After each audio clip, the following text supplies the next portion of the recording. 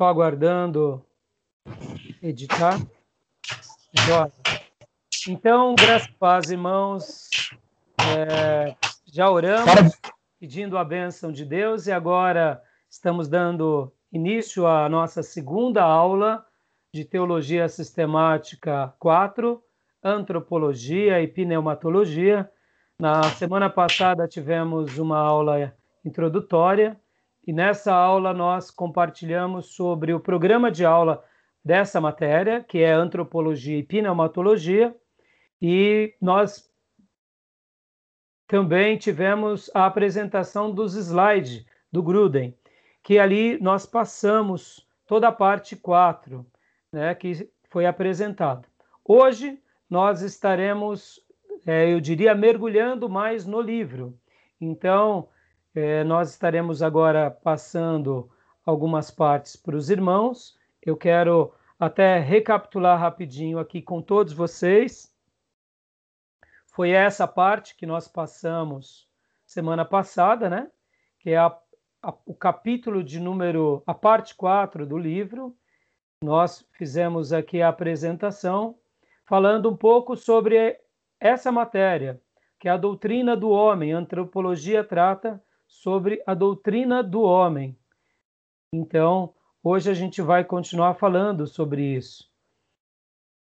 Foi falado por que Deus criou o homem, qual é o propósito da sua existência, né? Esses slides foram slides introdutórios, onde levamos o aluno a refletir um pouco sobre isso.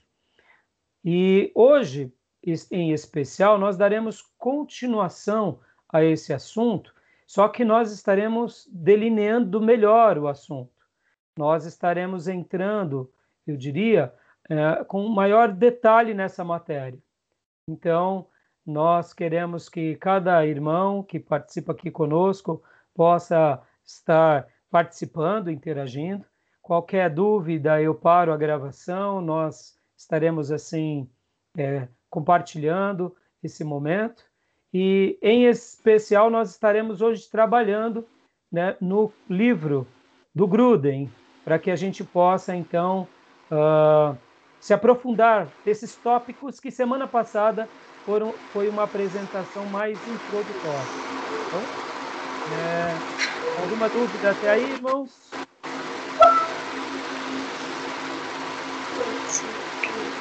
Irmão?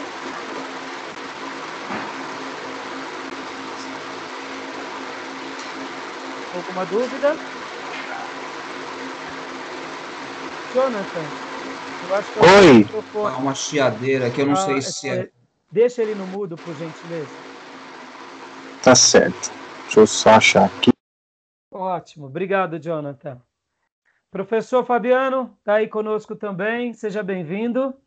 A gente já iniciou aqui. Oi, pastor. Graças a período. Deus. Tá bom? E então, vamos lá, irmãos. Tudo bem até aí? Alguma dúvida? Os irmãos sobre... aqui o irmão Jonathan, deixa eu fazer uma breve apresentação, os irmãos não conhecem ele.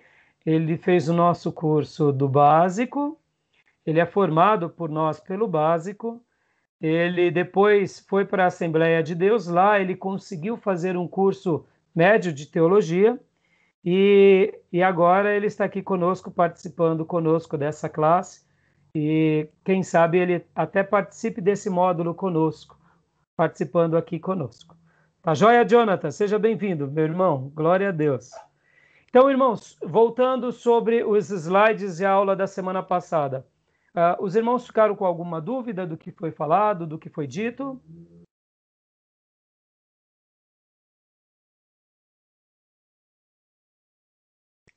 Querem perguntar alguma coisa? Não?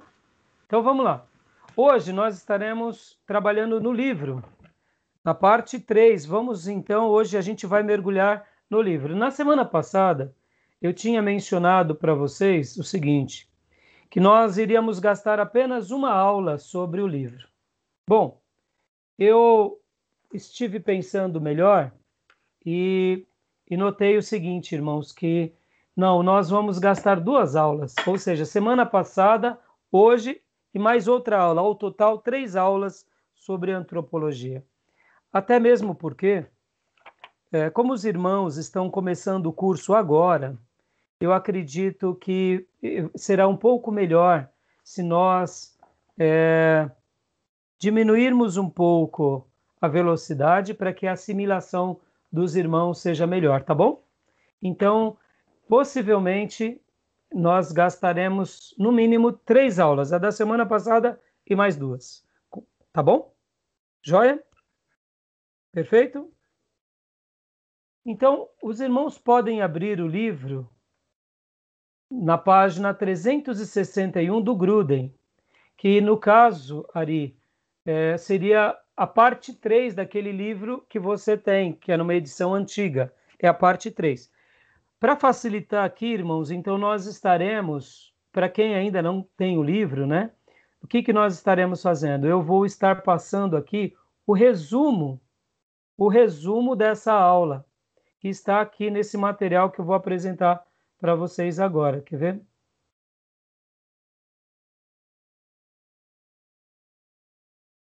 O resumo da parte 3, aqui. Então, a gente vai estar trabalhando em cima desse resumo hoje, que na realidade é da página 361 em diante. Vocês estão conseguindo ver? Deixa eu voltar aqui para ver vocês. Deu para vocês conseguiram enxergar? Eu estou com o livro aqui, pastor, só que eu só não estou conseguindo achar vocês aqui na live. Eu estou me vendo e estou com o livro também. Ah, só não está nos vendo? Voltei o microfone. Só não estou vendo vocês. Deve estar, a sua câmera deve estar bloqueada. Aquela que tem a imagenzinha da câmera. Mas aí você, né? Eu vou escutando e vou acompanhando pelo livro, então, pastor. Até eu achar a câmera aqui. Pode dar continuidade. Ah, bom. Maravilha. Tá bom. Então, irmãos, aqui no resumo, na parte 3, a gente vai acompanhar ela aqui. Querido irmão Gil, lembra que você está fazendo já o resumo? Né? Então, o que eu quero te dizer? Faz você, lendo o livro, faz o seu resumo, porque faz parte da matéria de antropologia, certo? Depois que você concluir, você compara o seu resumo com o resumo do autor, porque aqui já é o resumo dele. Como foi feito esse resumo? O autor tirou as partes principais para facilitar a memorização. E aí vai ser uma maneira boa de você perceber se aquilo que você registrou estava de acordo. É claro, eu estarei corrigindo, mas é uma outra ferramenta de autoavaliação, tá bom? Então vamos lá, irmãos. Né? Por que Deus nos criou? Como Deus nos fez semelhantes a Ele próprio? Como podemos agradá-lo pelo nosso viver? São explicações, né? E alguém consegue ler essa parte para nós? A parte A, o uso da palavra homem. Alguém consegue ler para nós? Eu posso ler, pastor, se o senhor quiser. Ótimo, então, deixa eu só ajustar. Pode ler então, meu irmão. O uso da palavra homem como referência à raça humana.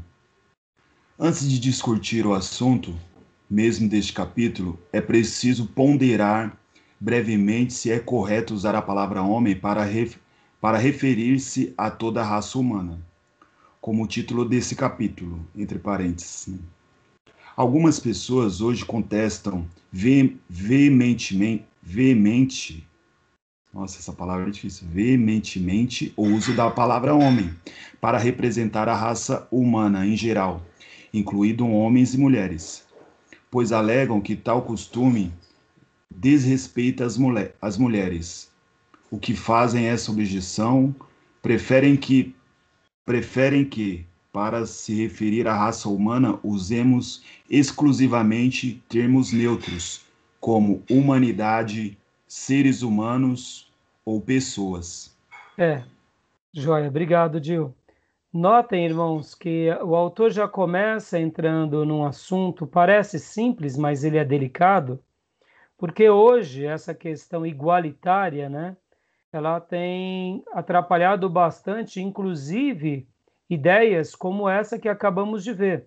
Por exemplo, quando tratamos do assunto a doutrina do homem para se referir à raça humana, esses grupos feministas e igualitários e grupos, eu diria, mais liberais, vão estar dizendo que esse termo ele é repleto de preconceitos, ou seja, quase que dizendo o seguinte: não, vocês não podem usar isso. Olha que tolice, né? É uma maneira de desfigurar os ensinos sagrados. Em outras palavras, eu não quero gastar muito tempo sobre isso, porque eu acredito que os irmãos, por se tratarem de igrejas bíblicas, já sabem onde eu quero chegar. A ideia aqui não é defender uma ideia machista, mas é defender uma ideia teocêntrica. Ou seja, é uma ideia onde Deus nos deixou. Veio de Deus. Deus cria o homem. Deus é chamado de Pai. Pode ver que essas mesmas teorias querem colocar na figura de Deus a ideia de um Deus neutro. Eu não sei se você já ouviu falar, dando a ideia de que Deus é homem e mulher. Eu diria que isso fere o caráter de Deus. Por que fere? Porque Deus, se ele tivesse isso como um propósito desde o início da criação, ele teria revelado isso. E não teria nenhum problema. E se Deus fez questão de ser conhecido, a primeira pessoa da Trindade, como Pai, é porque ele teve um propósito sobre isso. Então nós consideramos que a sabedoria de Deus é maior do que a sabedoria dos homens, mesmo com toda polêmica e correntes novas, ideológicas e que desconstroem a ideia da família, etc. e tal. Então a gente não vai gastar muito tempo sobre isso, porque o foco não é esse, mas o autor ele já faz uma menção logo de cara, dizendo é doutrina do homem. Por quê? Porque o homem representa a humanidade. Dentro do homem entendemos a humanidade e entendemos a mulher, entendemos os filhos de uma forma clara como Deus fez. Tudo bem? Nenhum problema até aí? Tudo jóia? Se alguém tiver alguma dúvida, sinalizem, perguntem, eu abro o link. Não? Perfeito? Tudo jóia, Tudo pastor. bem? Jóia. Tudo ótimo. Tá bom. Continuando então aqui. Gil, quiser continuar a leitura, por gentileza.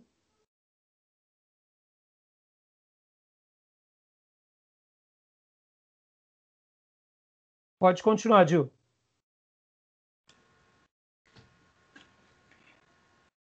Porque o homem foi criado. Parte 1. Deus não precisava criar o homem, mas nos criou para a sua própria glória. Deus nos criou para a sua própria glória. Na análise da independência divina, observamos que Deus se refere aos seus filhos e filhas das extremidades da terra como aqueles que criei para a minha glória. Aí tem um texto, né, Isaías 43, versículo 7, tem uma outra referência, Efésios capítulo 1, versículo 11 ao 12, e aí vamos ler. Portanto, devemos fazer tudo para a glória de Deus. 1 Coríntios 10, 31. Esse fato garante a relevância da nossa vida, percebendo que Deus não precisava nos criar e que não precisava de nós para nada. Poderíamos concluir que a nossa vida não tem a menor importância. Mas as Escrituras nos dizem que fomos criados para glorificar a Deus, indicando que somos importantes para o próprio Deus. Glória a Deus.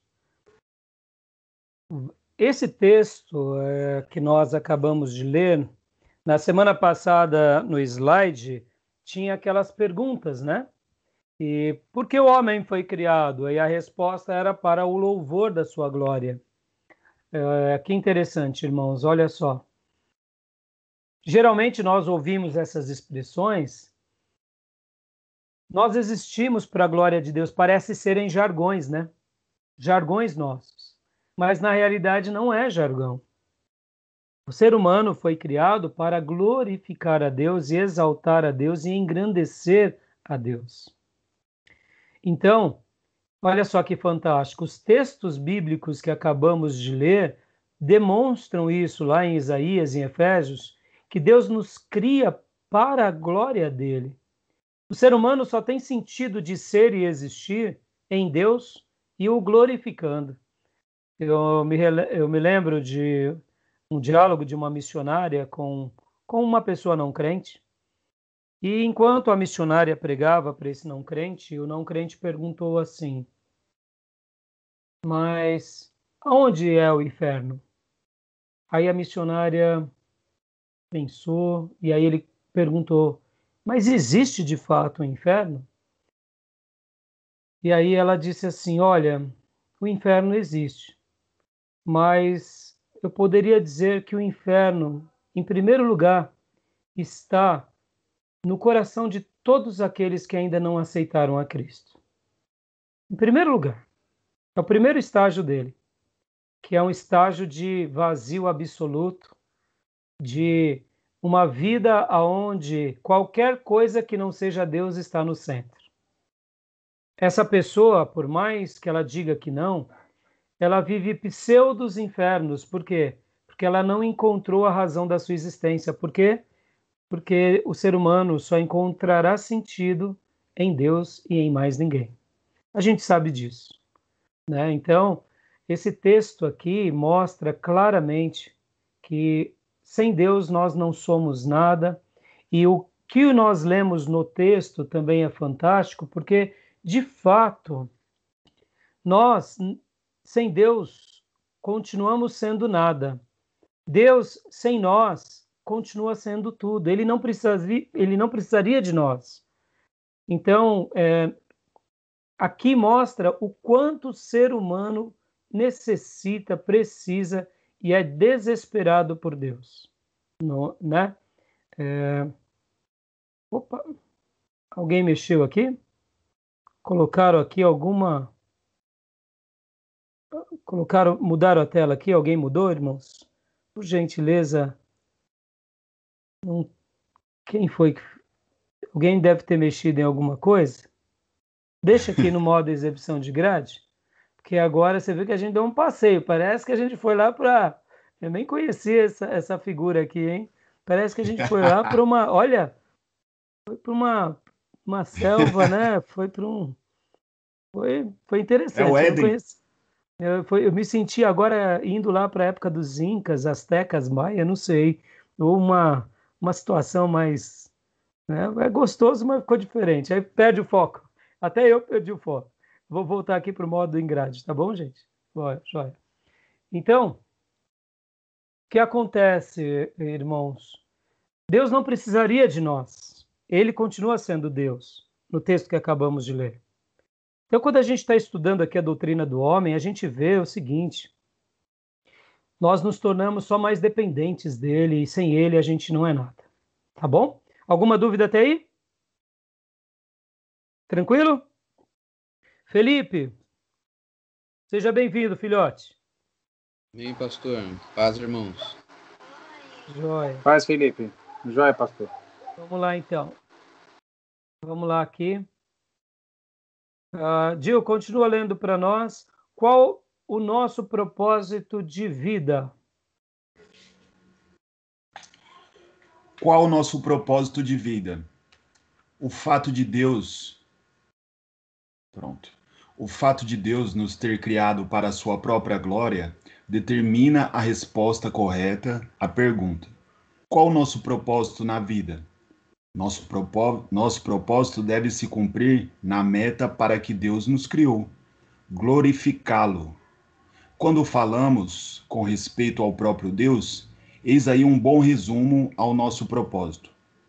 Mas quando pensamos nos nossos próprios interesses, fazemos a feliz descoberta que devemos nos alegrar em Deus e encontrar prazer no nosso relacionamento com Ele. Diz Jesus: eu vim para que tenham vida e tenham em abundância. João 10:10. Davi diz a Deus: na tua presença há plenitude de alegria, Na tua destra, delícias perpetuamente. Salmos, isso. Acho que é Salmos 16:11, se eu não me engano, a É referência. isso mesmo. Então, irmãos, que maravilha, né? A nossa meta é glorificá-lo sempre com todo o nosso ser e com todos os nossos dons e talentos. Sem essa clareza e sem esse propósito, nós estamos tateando no escuro. Esses dias eu estava ouvindo um pastor pregar, agora nessa fase da pandemia, eu tenho me deleitado muito, conhecendo muita gente boa, muitos homens de Deus, muitas pessoas maravilhosas, desde pentecostais. Eu gosto muito de ouvir aquela Camila Barros, ou é uma missionária que prega demais. Tem fogo puro, mas com uma profundidade linda. Mas eu também amo ouvir pastores, por exemplo, tradicionais, como, por exemplo, nosso querido pastor, reverendo Augusto Nicodemos. Durante esses dias eu fico passeando, eu fico me alimentando, aprendendo com tanta gente boa no nosso Brasil todo. Tem muita gente boa. E por que eu estou falando isso com os irmãos? Eu estava ouvindo um pastor do Rio que estava pregando sobre uma vida dependente. E ele tem uma igreja na Barra da Tijuca. E por que ele estava falando sobre isso? Eu deduzi automaticamente, é claro, que no meio da comunidade dele, das igrejas que ele pastoreia, a independência estava aflorando. Então ele começou a pregar sobre uma vida de dependência. A quem? A Deus. E eu achei fantástica a maneira que ele foi alinhando, porque quando nós entendemos que a nossa vida só tem sentido no noivo, a gente se torna dependente dele. E quando mais claro é a nossa visão e o nosso amor, mais a gente se entrega aos projetos do noivo, que invariavelmente é servindo a sua noiva. Pode ver que todo esse processo é um processo de dependência. É claro que no que se diz respeito a Deus, nós somos dependentes. E que no que se diz respeito ao irmão, nós somos interdependentes. Mas hoje nós estaremos trabalhando sobre a questão da clareza de papéis, porque hoje é uma confusão generalizada, muitas vezes mesmo no meio do povo de Deus. Então é importante que a gente sempre se lembre e saiba de que Deus, ele deseja sim sempre que nós tenhamos uma vida de muita dependência a ele, porque quando nós temos essa vida de dependência a Ele, nós entendemos melhor o projeto que Deus tem para cada um de nós. E a nossa vida está em se deleitar no Senhor e alegrar o noivo, sabendo que somos noiva deles. Propósito nosso é realmente viver diante do noivo, servindo ao noivo e trabalhando para a noiva. Beleza? Alguma dúvida? Joia? Então, continuando aqui a leitura do texto, vamos lá. Gil, tenha bondade, meu irmão. O homem, a imagem de Deus.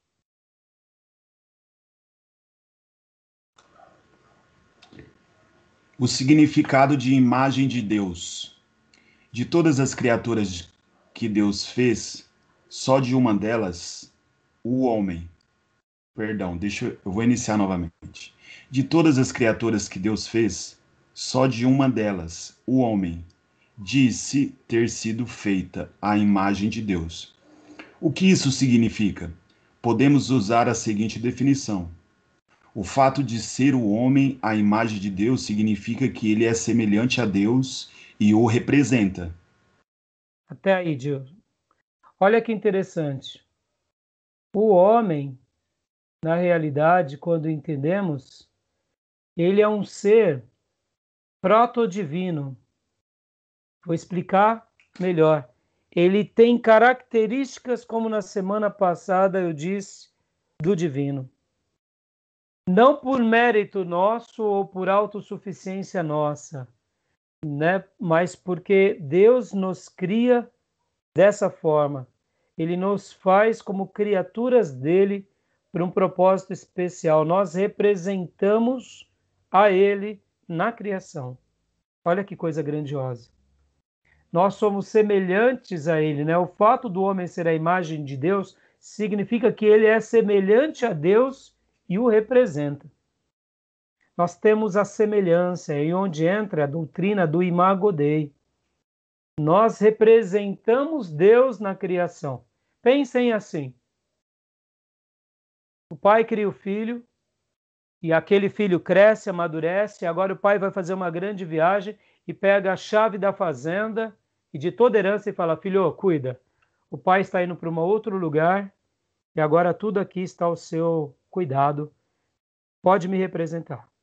Foi isso que Deus nos fez quando ele criou o ser humano no planeta. Ele cria o ser humano no planeta, ele coloca a imagem e a semelhança dele nesse ser humano, e ele diz: olha, filho, agora cuide desse planeta. Sabendo que esse planeta ele tem um viés humano e espiritual, a autoridade é sua, em todas as dimensões. Eu acredito, irmãos, que quando, por exemplo, né? Isso é um pensamento meu, tá? Pensamento meu. Aonde nós estaremos reinando com Deus na eternidade? A gente não sabe, a gente sabe que é no céu. Mas quando a gente começa a imaginar um pouquinho do que é a vida eterna, e quando a gente faz um paralelo hoje com o universo que existe, só o sistema solar, ou só a nossa galáxia, que já é imensa, eu imagino que a vida eterna vai ser uma expansão aonde nós iremos governar com Deus nas galáxias. Não me pergunte como, não sei te dizer como, é uma especulação minha. Não estou dizendo que isso está na Bíblia, mas eu estou dizendo o seguinte: o céu é um lugar maravilhoso, ele é espiritual. Mas um dia, quando Deus concluir todo o ciclo dele nesse planeta, a Bíblia fala que o nosso planeta será renovado pelo fogo, diz Pedro. E nascerão novos céus e nova terra.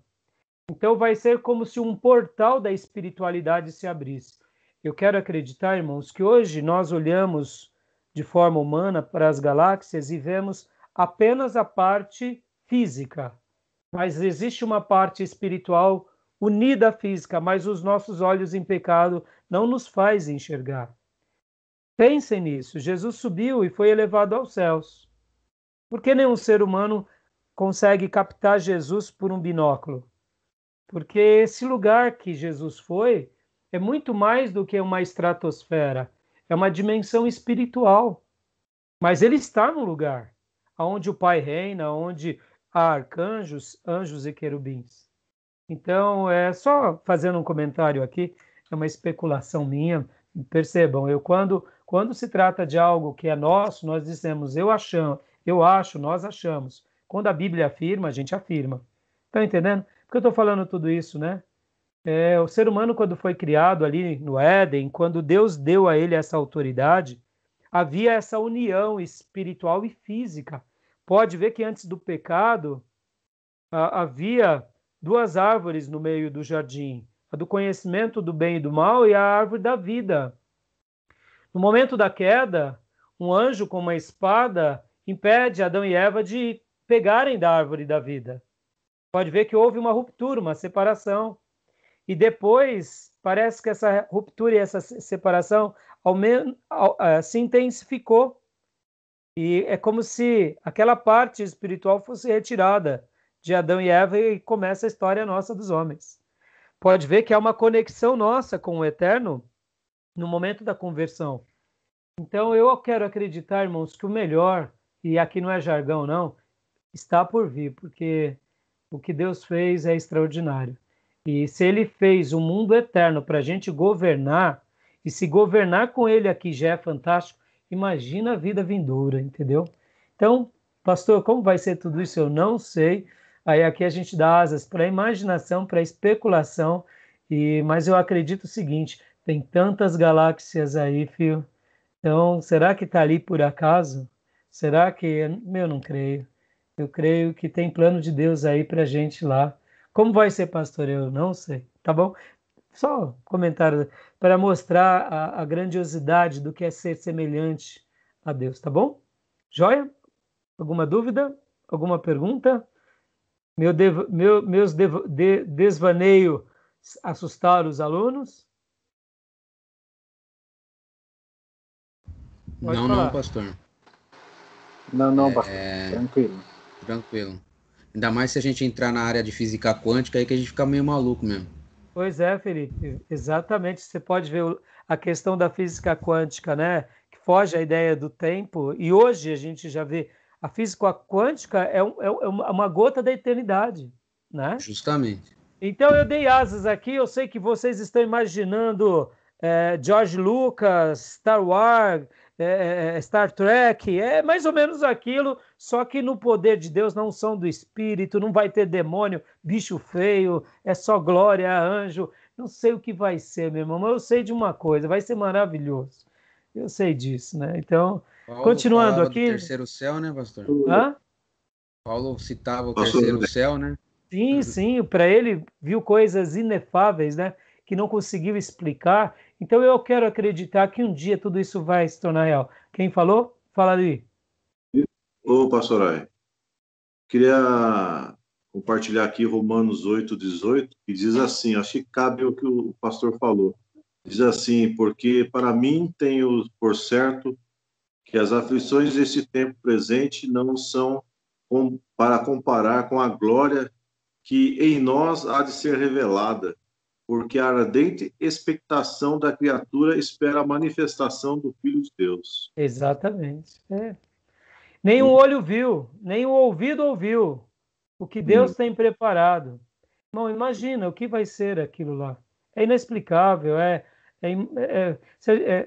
só de imaginar a glória vindoura. É por isso que eu acredito que quando Paulo lá em Filipenses diz, né, o meu viver é Cristo e o meu morrer é lucro. Ora, eu não sei o que desejo, se é estar com Cristo ou se estar entre vocês. É porque ele viu o terceiro céu e ele viu que lá é melhor, mas ele queria levar o maior número de gente para lá. Então, ele ficava dividido entre essas grandezas de ser instrumento de Deus e de viver lá. Por isso, né, irmãos, que eu fiz questão de citar, porque a gente vê o quanto está sendo prejudicado a doutrina cristã hoje, ou melhor, a igreja, com a ausência de mensagens falando do céu, né? Pode ver, as maiores igrejas hoje pregam muito prosperidade e elas fazem com que a vida divina e vindoura se apequene, porque o que importa é conquistar nessa terra, é ser rei nessa terra, e na realidade, a mensagem de Deus lá em Hebreus diz que aqueles grandes homens de Deus viveram uma vida pela qual esse mundo não era digno deles, ou seja, esse mundo não é digno da gente, comparando as grandezas do porvir, né? Então, a gente tem que construir sim um mundo, temos que realmente expandir o reino, mas nós somos o que a Bíblia chama de peregrinos dessa terra. Somos embaixadores dos céus. Quando a gente começa a ter isso bem latente na nossa alma, nossa mensagem fica mais poderosa, falamos mais sobre a eternidade, desafiamos mais as pessoas a terem uma vida de dependência a Deus e de abnegação, porque só verdadeiramente cristãos, totalmente entregues e comprometidos à causa, conseguem entender isso. Vamos lá, irmãos. Aqui, deixa eu falar uma coisa que está na página 364 do livro.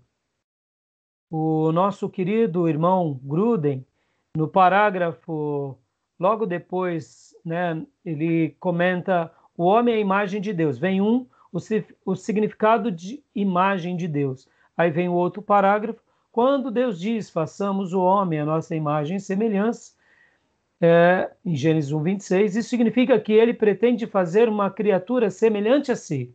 As palavras hebraicas que exprimem imagem, selem, e semelhança, demut, se referem a algo similar, mas não idêntico. A coisa que representa ou que é uma imagem.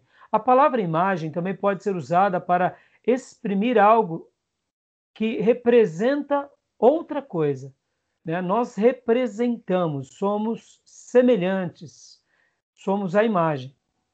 No próximo parágrafo do livro diz assim: os teólogos gastam muito tempo tentando especificar uma característica do homem, ou bem poucas delas, em que se vê primordialmente a imagem de Deus. E aqui, no livro do Gruden, tem a letrinha 8. Essa letra 8 remete à ideia lá do comentário da página, das notas da página 372. Eu gostei muito da nota. Você vê, irmãos, deixa eu ensinar uma coisa aqui para os irmãos que estão iniciando o estudo teológico, né? Não quero colocar medo. Hoje o Ari, gostei muito da foto lá de WhatsApp, viu, Ari? Que você publicou, né, lá na classe, que ele falou: meu Deus, pastor Rai, agora a gente vai começar a estudar muita coisa, tal, e não sei o quê. Não, calma, Ari, não tenha medo, não, você chega lá, tal. E aí ele publicou essa imagem aqui, né? Eu gostei bastante. Olha só que legal essa imagem, né? Estou indo estudar, né? Eu achei muito legal, né, Ari? Mas a gente sabe, irmãos, que na realidade o principal, né, da nossa vida não é termos muitos livros, é entendermos os poucos que temos. Então, deixa eu explicar uma coisa aqui para vocês, né? Façam uma leitura no tempo de vocês.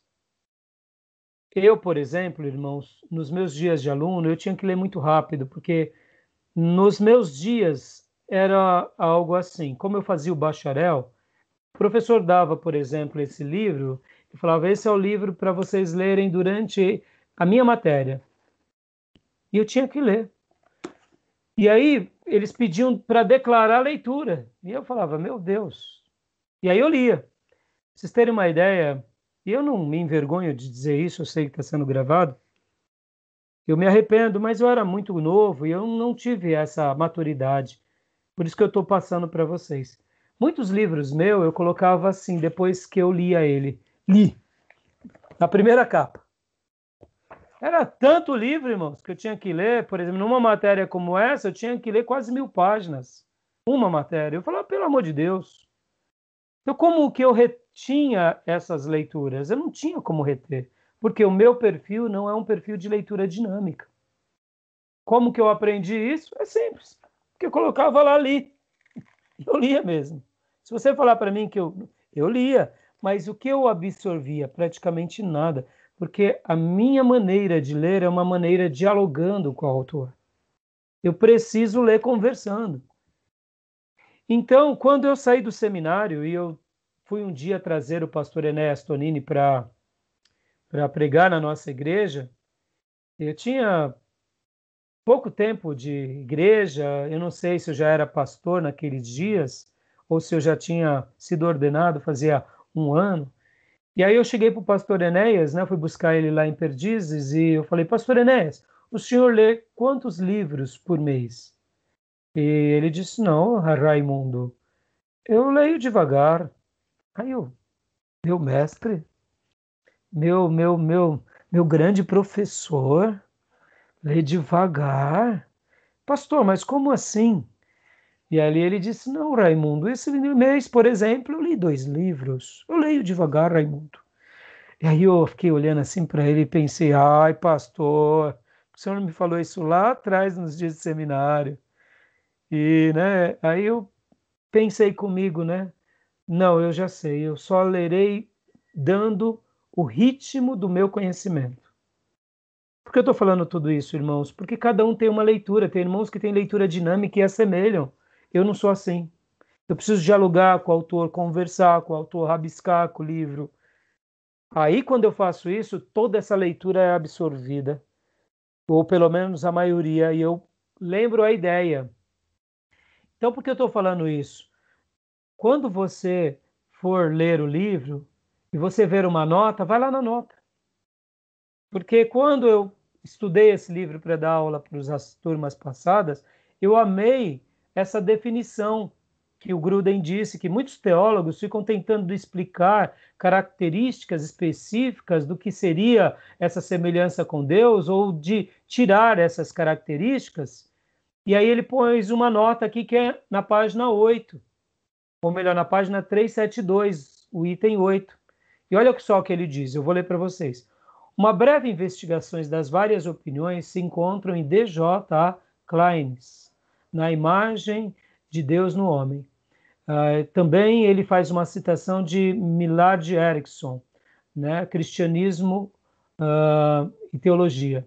Também dá um proveitoso resumo das 3 principais ideias concebidas ao longo da história da Igreja a respeito da imagem de Deus no homem. Primeiro, olha só que interessante, a concepção substantiva que identifica uma qualidade específica do homem como a razão ou a espiritualidade, como a imagem de Deus. Lutero, Calvino e muitos autores antigos da Igreja. Então aqui é uma ideia de que é uma concepção substantiva, aonde tanto a razão ou a espiritualidade é o que nos une à imagem e semelhança de Deus. Por que é importante vocês saberem disso? Porque vão chegar para os irmãos alunos que estão fazendo universidade, por exemplo, filosofia, e de repente eles vão falar, o que é a imagem e semelhança de Deus? Não é a razão do homem? Não é a espiritualidade? Aí vocês vão poder dialogar. Então a primeira coisa é essa. A segunda concepção é as concepções relacionadas que sustentavam que a imagem de Deus tinha a ver com as nossas relações interpessoais. Ou seja, nós somos seres comunitários e dependemos de Deus e do próximo. Então, para algum grupo de teólogo, a ideia da imagem e semelhança tem a ver com essas relações interpessoais. E aí ele continua dizendo que quem pensava assim era Emil Brunner, também Karl Barth, que via a imagem de Deus especificamente no fato de termos sido criados homem e mulher, ou seja, nós somos seres diferentes dos anjos. Temos essa semelhança de viver de uma forma interpessoal. Nós precisamos do outro. Pode ver, a relação homem e mulher, ela é uma relação vital. Como assim, pastor? Sem homem e mulher não tem novos filhos. Por exemplo, quem escolhe viver uma vida de celibato, imaginem que o ser humano agora, do mundo todo, opinasse pela vida celibatária, sem sexo. Acabava a humanidade. 100 anos não tinha mais humanidade. Entenderam? Diminuiria radicalmente. Porque a relação homem e mulher, ela necessariamente, essa interdependência gera em nós o que? Vida. Então, para esses pensadores, a imagem e semelhança de Deus tem a ver com essa relação interpessoal. E olha que interessante quando a gente pensa assim. A Trindade, ela é interpessoal. Eu gosto muito de uma expressão que eu aprendi com o pastor Ariovaldo Ramos. Ele fala que Deus é família, né? Deus é Pai, Filho e Espírito Santo. Deus vive em família. Deus vive em comunidade. Nós, seres humanos, dependemos da ideia da família. Nós, sem famílias, não somos nada, né? Pode ver. A nossa melhora na vida se dá no aspecto social. Nenhum ser humano melhora sozinho. Nós só melhoramos quando temos o auxílio da família. Pode ver, se chegamos até aqui é porque houve pessoas na nossa família ou no nosso grupo social que nos ajudou em todas as áreas. Pode ver agora a vacina da pandemia. Cientistas estão trabalhando para resolver esse problema. O ser humano só evolui nessa relação interpessoal. Então, para alguns teólogos, a imagem e semelhança de Deus tem a ver com essa relação interpessoal. E o terceiro ponto, que é a concepção funcional, que sustenta que a imagem de Deus tem a ver com uma função que executamos, geralmente o exercício do domínio sobre a criação, visão sociniana, que é também defendida por alguns autores modernos, como Norman Snight e Leonardo Verduin. Seria assim, para eles, o que representa a imagem e semelhança de Deus? Essa questão do domínio, essa questão da concepção funcional, onde nós dominamos sobre os seres. Pense, mesmo com todo o pecado que atingiu o ser humano, aonde chegamos, irmãos? Estamos tendo uma aula aqui, fruto da própria engenhosidade humana. Estamos esbarrando num mistério praticamente que as Escrituras narravam, que havia uma conexão espiritual entre a igreja. A gente não sente uma conexão espiritual entre os irmãos? Sente ou não sente? A gente não é ligado? O irmão está lá na África pregando o evangelho, Deus toca no nosso coração, a gente começa a orar agora, depois ele fala, olha, eu estava passando uma tribulação tal dia, e aí você fala, irmão, eu orei por você, não é uma conexão espiritual? O que eu acredito, irmãos, toda a vida espiritual, ela existe, e Deus, por meio da ciência, por meio da tecnologia, olha só, Deus só abre portas para a gente enxergar um pouco a vida espiritual. Isso que a gente está fazendo agora de interagir em tempo real, uns com os outros, mesmo distante, é quase como se fosse um mergulhar numa espiritualidade. Me entendam? Eu não sei se vocês estão me entendendo. Toda a ciência, vou explicar, vocês vão compreender agora. Deus cria todas as coisas. Deus é o criador de tudo. Logo, o mundo físico é criação de Deus. E a ciência é a filhinha mais nova de Deus. Estão entendendo? A ciência, ela glorifica a Deus. O homem mundano que desconsidera Deus, ele quer negar a existência de Deus. Mas o homem que é um cristão, que é um cientista, ele desfruta de uma descoberta científica e ele diz, em outras palavras, Deus existe, Deus é real. Por quê? Porque em cada descoberta científica é como se fosse, por exemplo, uma permissão de nós adentrarmos no mundo espiritual. Vou dar um exemplo para vocês nunca mais vão esquecer. Quando a Bíblia fala que Jesus foi concebido pelo poder do Espírito Santo no ventre de Maria. Quando a gente vai avaliar cientificamente aquilo, Jesus foi o primeiro clone da história da humanidade, irmãos. Estão entendendo? Pelo poder de Deus. Não precisou de laboratório. Aquilo ali, o que aconteceu, pelo poder de Deus, pode ver que, é claro, é pelo poder do Espírito Santo no ventre de Maria. Não precisou da fecundação de um homem e de uma mulher. Mas é como se Deus colocasse, pelo poder do Espírito, Jesus no ventre de Maria. Foi isso que aconteceu. O que é um clone hoje? Não é um método científico que o ser humano vai lá, pega o Felipe é biólogo, pode até explicar melhor, pega parte do ser humano, coloca dentro do outro e ali nasce um bebê. Notem, quanto mais crermos em Deus, mais descoberta científica faremos. Vou deixar vocês de cabelinho arrepiado e o Ari, como eu, de careca arrepiada. Olha só, a Bíblia não fala lá que Jesus ele passou pelas paredes? Quando ele tinha ressuscitado, os apóstolos estavam trancafiados. Jesus foi até os que iam para aqueles que estavam indo...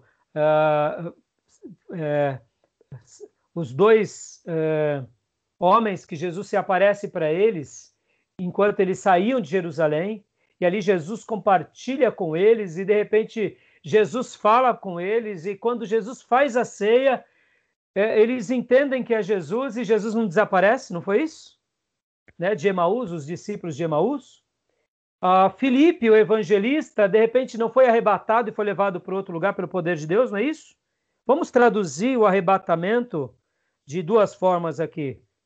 É quase como se fosse o deslocamento atemporal, não é isso? Filipe estava no lugar, quando ele foi, estava lá com o eunuco. De repente saiu de lá. Não é assim? Elias está aqui, de repente vem o rei do... Onde está Elias? Subiu e de repente, por que não caiu? É um deslocamento. O arrebatamento, essa questão, eu não duvido, daqui a uns tempos, a ciência descobrir um método de locomoção. Estou aqui, eu vou para a casa do Ari. Eu aperto um botãozinho, sabe que nem os Jacksons lá? Tum, aparece lá. Isso daí não é nenhuma novidade. A Bíblia já falava disso. Está entendendo o que eu quero dizer, irmãos? Quando eu enxergo a Bíblia como palavra de Deus, até as descobertas científicas se potencializam. porque tudo é criação de Deus, entendeu? Então, eu quero acreditar que tudo isso são as faculdades da imagem e semelhança de Deus que Deus deu de presente para o homem. Quando eu glorifico a Deus, eu só digo para Deus, Senhor, obrigado por entender melhor a tua criação. Hoje, na medicina, o que o homem faz com as vacinas, ele só está compreendendo melhor a criação de Deus. Entendeu? A teoria, por exemplo, do Big Bang, de que houve uma explosão e tal, que a gente nota naquela teoria o quê? Nota a criação. O que os cientistas estão dizendo ali? Não, possivelmente o Criador Supremo criou tudo. E é fantástico, e é maravilhoso. Entenderam, irmãos? Se qualquer dúvida, eu tiro depois para vocês, tá bom? Tudo bem? Falei tudo isso por causa de uma nota, você viu como a aula vai? Vamos voltar agora para o livro. Alguma pergunta, irmãos? Pergunta? Dúvida? Pergunta, dúvida? Podem perguntar. Bom, então vamos prosseguir a leitura aqui. Queda. Leia para nós, Gil.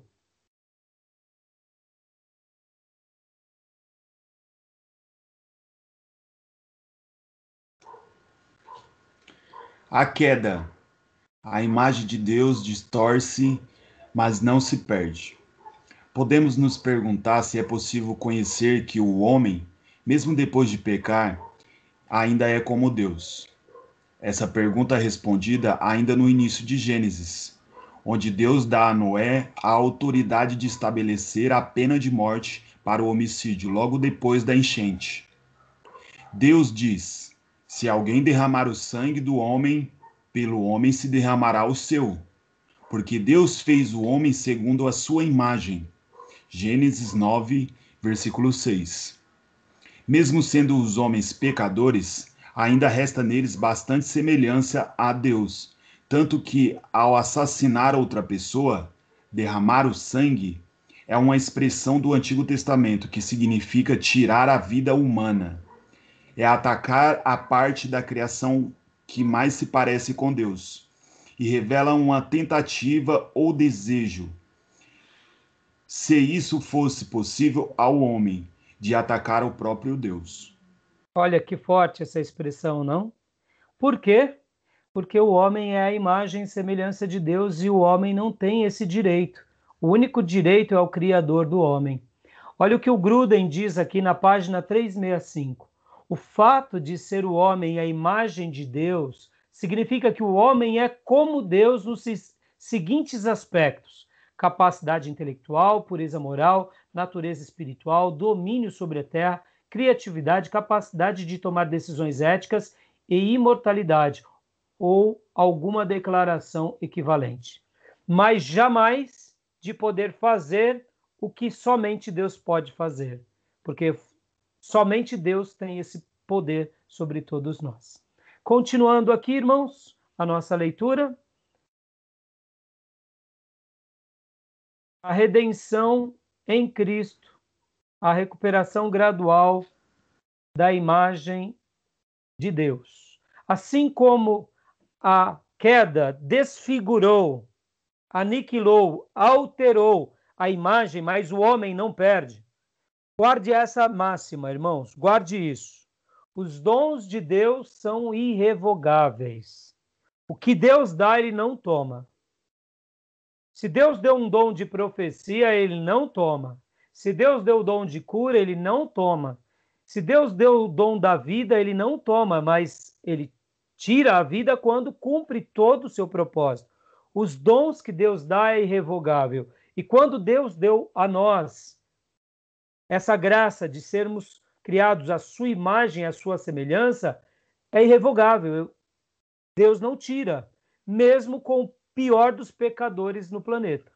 Entendeu? E, assim como o pecado altera essa imagem, macula essa imagem, mas jamais retira totalmente, e é por isso que a gente entende um pouco aqui a fúria de Satanás sobre nós. Por quê? Porque na fúria dele é de fato nos desfigurar ao ponto da imagem que está em nós, que é a imagem de Deus, ser transfigurada na imagem de Satanás. Por isso que o diabo tenta nos levar para o inferno e tenta desfigurar o ser humano. E ele somente, entre aspas, conseguirá se o ser humano permitir com que o diabo seja o seu mentor.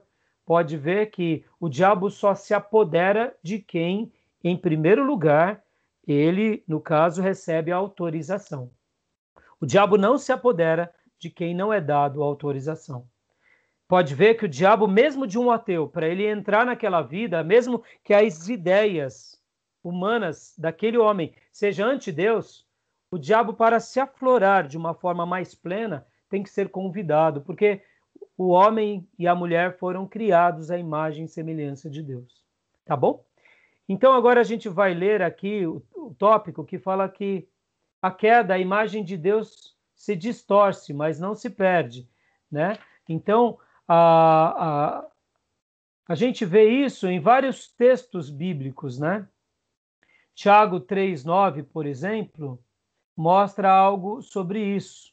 Alguém pode abrir para nós em Tiago 3,9?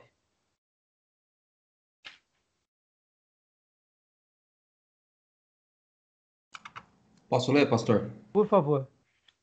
Tiago 3,9. Eu estou lendo na NVI, tá? Ótimo.